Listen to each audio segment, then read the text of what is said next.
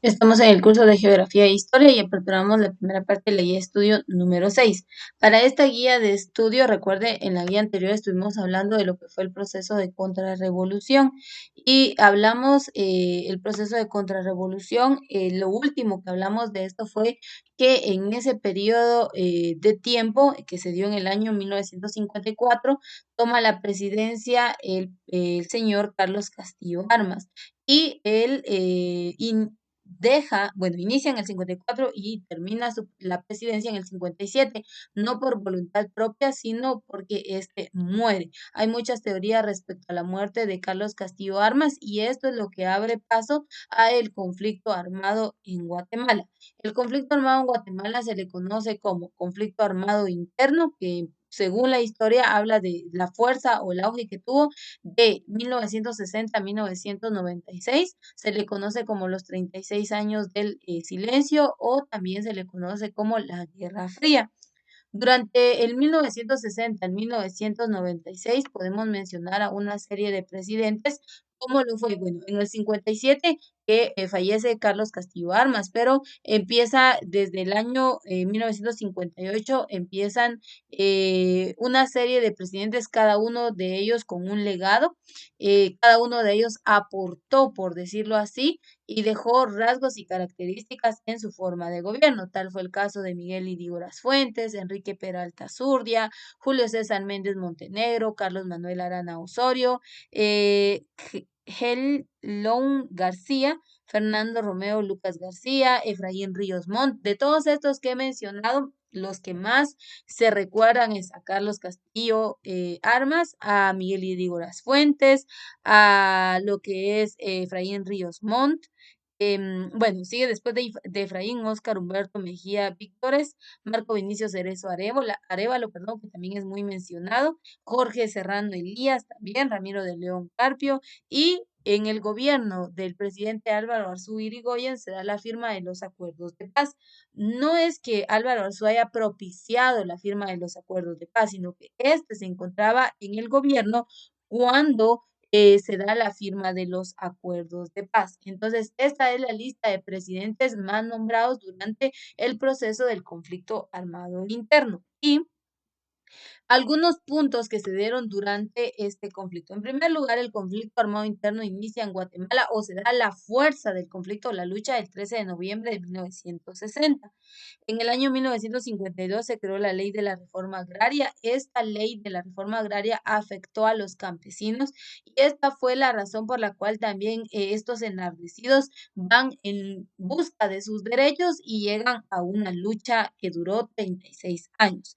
En 1955 se creó la fundación de la Asociación Guatemalteca de Productores de Algodón, se da la creación de la empresa portuaria nacional de Champerico y se termina la construcción del puerto Santo Tomás de Castilla. En el año 1962 se fundaron las Fuerzas Armadas Rebeldes, conocidas como FARC. En los años 70 se hizo pública la existencia del Ejército Guerrillero de los Pobres, conocido como EGP, y la Organización de los Pueblos en Armas, que era la ORPA.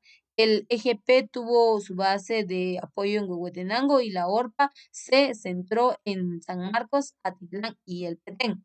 En 1982, los grupos guerrilleros y el comunista Partido Guatemalteco de Trabajo, PGT, se unieron para formar un comando único bajo el nombre de Unidad Revolucionaria Nacional Guatemalteca, que fue la famosa URNG. Se establecieron, perdón, las patrullas de autodefensa civil, conocidas como PAC, a los a las cuales mayores de 16 años debían prestar servicio y en 1985 cambiaron de nombre y se asignan como comités voluntarios de defensa civil. Entonces, esto es parte de lo que se dio durante el conflicto armado interno. Pero algo que cabe destacar respecto a esto, pues fue el sistema de gobierno de este presidente Carlos Castillo Armas, que según dice la historia, ¿verdad? Al interesarse en los derechos de la población indígena, en regresar tierras y de esta manera desestabilizar el poder de los países extranjeros, pues fue motivo por el cual se da el asesinato dentro del Palacio Nacional. Entonces, vamos a conocer el contexto del conflicto, porque el conflicto inicia en el año 1960, se levanta el 13 de 1960, 13 de noviembre, pero inicia con la muerte de Carlos Castillo Armas. Desde ahí, los que estaban a favor de este sistema de gobierno, pues se indignaron, se impactaron. Fue mucho la noticia que se dio al saber que este había muerto. Entonces, algo que también cabe destacar respecto a la historia es lo siguiente. Vamos a ver un video casi que al finalizar este tema, en donde nos deja claro que la inclinación política que se tenga va a hacer que se tome un criterio de estar a favor o en contra de los distintos sistemas de gobierno. Entonces, van a ver quienes van a decir, no, van a recordar con mucho cariño y aprecio a Carlos Castillo Armas, pero quienes estuvieron en contra de su forma de gobierno, pues van a decir, no, este fue un mal presidente, no hizo nada y le van a tachar, pero, y así se va a dar en todos los gobiernos. Ahora, lo que cabe destacar también es que algunos presidentes apoyaron a la población indígena, a los menos privilegiados.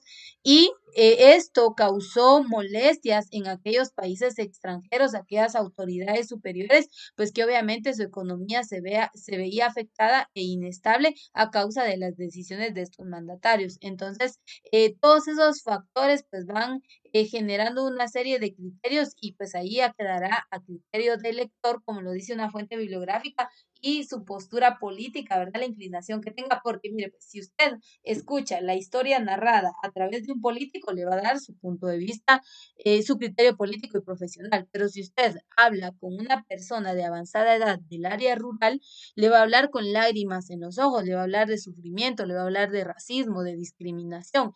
Entonces, eso es lo que tenemos que comprender. Los hechos y acontecimientos históricos tienen escenarios y hay lugares donde marcaron aún más la historia en las sociedades y en la comunidad. Ahora bien, recuerde que la clase la dividimos en dos, entonces la explicación teórica la detengo hasta acá y vamos a ver el día de hoy quién fue Carlos Castillo Armas, qué hizo Carlos Castillo Armas y cómo él mantuvo el gobierno en Guatemala durante su periodo, ¿verdad? El año 1954 al 1957, que es cuando este muere. Entonces, vamos a ver esta semana estos tres videos para los que están viendo la clase grabada y en la próxima clase pues vamos a entrar de lleno al tema del conflicto armado interno.